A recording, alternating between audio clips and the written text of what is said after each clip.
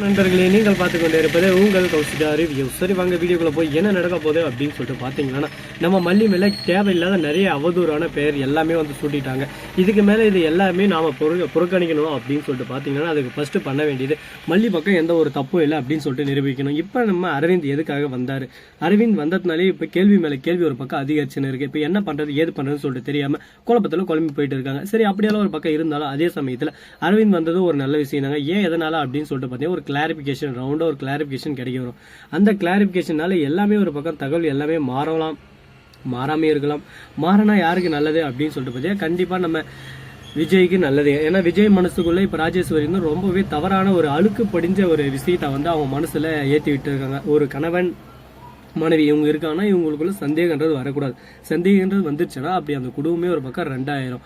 குடும்பம் ரெண்டாச்சுன்னா குடும்பத்தில் அவங்க ரெண்டு பேருக்கு எந்த ஒரு பிரச்சனை இல்லை, அவங்க தனியாக பிரிஞ்சு போயிடுவாங்க. ஆனால் அவங்க ரெண்டு பேருக்கும் குழந்தைன்னு ஒன்று இருக்கும். அந்த குழந்தையோட வாழ்க்கை தான் ரொம்பவே பாதிக்கப்படும். இந்த ஒரு இன்னல்ல என்ன பண்ணலாம் ஏது பண்ணலாம் அப்படின்னு சொல்லிட்டு பார்த்தீங்கன்னா கரெக்டாக புரிதலை உண்டாக்கலாம். இப்போ அரவிந்த் வந்திருக்காருல, அவர் மூலிமா இங்கே என்னென்ன நடந்துச்சு, ஏது நடந்துச்சு, எந்தெந்த முறையில் கிளாரிஃபிகேஷன் கொடுக்கலாம் அப்படின்ற விஷயத்த நம்ம தெரிஞ்சுக்கலாம். அவங்க ரெண்டு பேரும் நேருக்கு நேரு சண்டை வரும். அந்த நேரத்தில் எல்லாம் உண்மையிலும் வெளியே வரும். அப்போ இருந்துன்னு யார் உண்மை சொன்னாங்க, யார் பொய் சொன்னாங்க அப்படின்னு சொல்லிட்டு எல்லா தகவலும் தெரிய வரும். அந்த சமயத்தில் நம்ம புரிஞ்சுக்கலாம், ஓ இவங்களை இனிமேல் நம்ம நம்பக்கூடாது, இவங்க நம்ம குடும்பத்தை பிரிக்க பார்க்குறாங்க, தேவையில்லாமல் சண்டையில் ஒரு பக்கம் ஊக்குவிக்கிறாங்க அப்படின்னு சொல்லிட்டு தெரிய வரும்.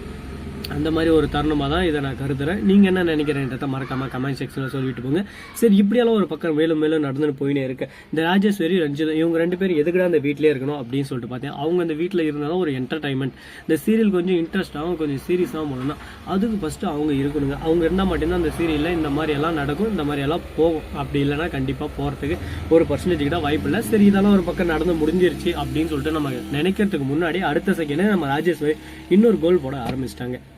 அவங்கள பொறுத்த வரைக்கும் எப்படியான பிரிச்சிடணும். இவங்க ரெண்டு பேரும் சந்தோஷமா இருக்கக்கூடாது, பிரிக்கணும்.